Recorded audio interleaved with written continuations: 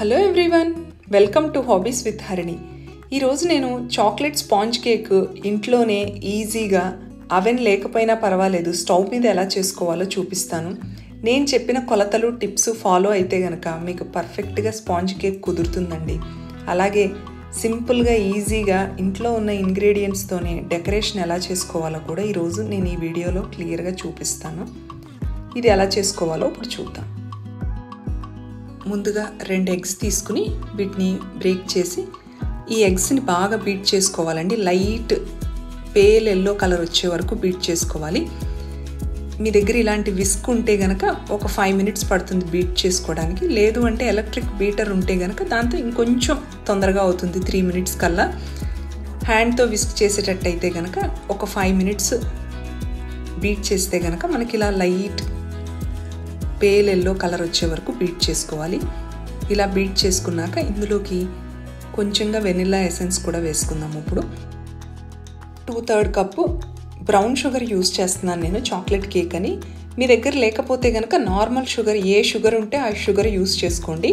దీన్ని బ్యాచెస్లో కలుపుతూ మనం మళ్ళీ బీట్ చేసుకోవాలి. ఎగ్ షుగరు అంతా బాగా మిక్స్ అయ్యేటట్టు. నార్మల్ విస్క్తో అయినా కానీ ఒక 5 minutes పడుతుందండి. ఇలాగా లైట్ పేల్ కలర్ వచ్చే వరకు మనం బాగా బీట్ చేసుకోవాలి. ఎగ్ షుగరు అంతా మిక్స్ అయ్యి ఇది బాగా డబల్ అవ్వాలి సైజు. అప్పుడే మనకి స్పాంజ్ కేక్ చాలా సాఫ్ట్గా వస్తుంది.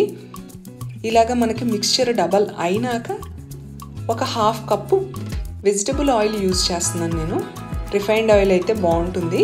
ఇందులో వేసి ఇది బాగా కలిసేటట్టు మొత్తం తిప్పుకుని బాగా కలుపుకోవాలి. బీట్ చేసుకోండి బాగా. ఇప్పుడు చూసారా మనకి వాల్యూమ్ కూడా డబల్ అయింది. ఇప్పుడు డ్రై ఇంగ్రీడియంట్స్ మిక్స్ చేసుకుందాం. దీనిలోకి 3/4 కప్పు మైదా, 1/4 కప్పు కోకో పౌడరు, అలాగే 1 టీ స్పూను బేకింగ్ పౌడరు, ఈ 3 బాగా మిక్స్ చేసుకుని రెడీగా పెట్టుకుందాము. మెజరింగ్ కప్ అంటే స్టాండర్డ్ మెజరింగ్ కప్ అండి.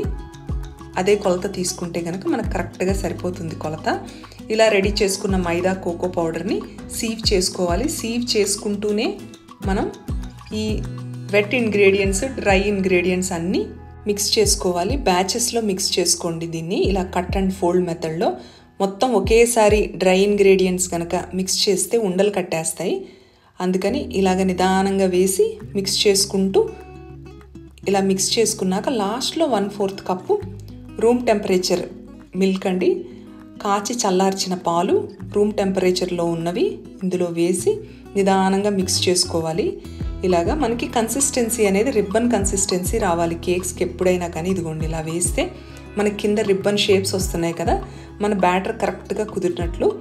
ఇప్పుడు ఆల్రెడీ మనం కేక్ టిన్ని ఏదన్నా బేకింగ్ పేపర్ వేసి రెడీ చేసి పెట్టుకోవాలి. మనం కుక్ చేసేది నార్మల్ స్టవ్ మీదే కాబట్టి మీకు ఏది అవైలబుల్గా ఉంటే ఆ బేకింగ్ టిన్ తీసుకుని ఈ చాక్లెట్ కేక్ మిక్స్చరు ఇందులోకి వేసుకోవాలి. 3/4 వరకు రావాలండి మిక్స్చర్, అంతకు మించి ఎక్కువ రాకూడదు. అప్పుడైతేనే మనకు పర్ఫెక్ట్గా కుక్ అవుతుంది కేక్. ఇలాగా 2-3 సార్లు ట్యాప్ చేస్తే ఎయిర్ బబుల్స్ అన్నీ పోతాయి. మనం బేక్ చేసుకోవటం కోసం ఒక కడాయి తీసుకుని అందులోకి మనం టేబుల్ సాల్ట్ ఉంటుంది కదా, అది వేసుకుని లోపల ఒక స్టాండ్ పెట్టి మూత పెట్టి లో ఫ్లేమ్లో 10 minutes ప్రీహీట్ చేసుకోవాలి ముందుగా ఈ గిన్నెని. ఇది 10 minutes తర్వాత ప్రీహీట్ అయినాక ఇప్పుడు కేక్ మిక్స్చర్ ఇందులో పెట్టి 30 to 40 minutes లో ఫ్లేమ్లోనే మనం కుక్ చేసుకుంటే కనుక మనకి కేక్ రెడీ అయిపోతుందండి. ఇదిగోండి ఇలాగా.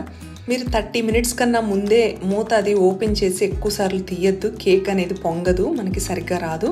30 minutes తర్వాతే మీరు చెక్ చేసుకోండి. ఇలా టూత్ పిక్ పెట్టి క్లీన్గా వస్తే కనుక స్టవ్ ఆఫ్ చేసి ఈ కేక్ టిన్ని అందులోంచి బయటికి తీసి పెట్టుకుని 1 hour రూమ్ టెంపరేచర్లో ఆరనివ్వాలి. కేక్ మనము డీమోల్డ్ చేసేటప్పటికి పూర్తిగా ఆరిపోవాలి, అప్పుడే మనకి కరెక్ట్గా వస్తుంది.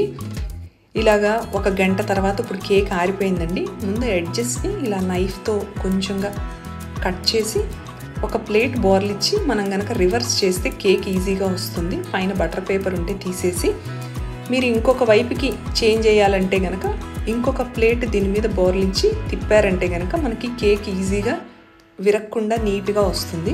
ఇప్పుడు దీని డెకరేషన్ కోసం మెల్ట్ చేసుకుని దీని మీద జస్ట్ పోర్ చేస్తే చాలండి. మీరు ఏమి స్పాచులాస్ కానీ స్పూన్స్ కానీ యూజ్ చేయక్కర్లేదు, అదే స్ప్రెడ్ అయిపోతుంది. ప్లేట్ని కనుక టర్న్ చేస్తుంటే మీ దగ్గర కుకింగ్ చాక్లెట్ లేకపోతే కనుక నార్మల్ క్యాడ్బరీ చాక్లెట్స్ తీసుకుని మెల్ట్ చేసి ఈ కేక్ మీద ఇలాగే పోర్ చేయండి. ఫుల్గా స్ప్రెడ్ అయిపోతాయి.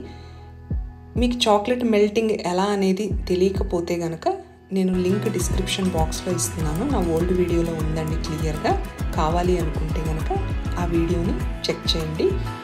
పైన నేను స్ప్రింకిల్స్తో డెకరేట్ చేస్తున్నాను. మీకు ఒకవేళ ఇవి లేకపోతే కనుక నార్మల్ క్యాడ్బరీ జమ్స్ యూస్ చేసినా కూడా డెకరేషన్కి చాలా బాగుంటాయి. నేను కట్ చేసి చూపిస్తాను లోపల ఎలా వచ్చింది అనేది. ఈ కేక్ చాలా సాఫ్ట్గా, చాలా స్పంజీగా బాగుంటుంది.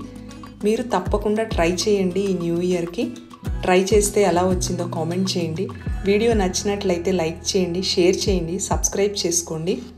నెక్స్ట్ టైం ఇలాగే ఇంకొక క్విక్ అండ్ సింపుల్ రెసిపీతో మళ్ళీ కలుద్దాం. Thank you.